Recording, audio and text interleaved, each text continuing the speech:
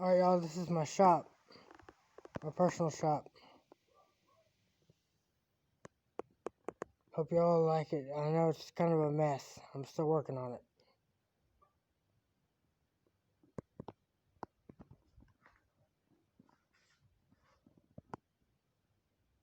And my Columbia Clipper in the background. My Swin Jaguar from 1953. Montgomery Ward's 3-speed. 1973. The one that in the back is a 1969 Aerobee Renegade. And I got other bikes in the back. I'm restoring. There's my RC car. And here's a good book I've been reading while I'm over here. It's called The Moment of Letting Go. And here's my Doc Hudson car. Here's my mower my buddy Zach gave me. Tell me what y'all think about it. It's a pretty cool shop.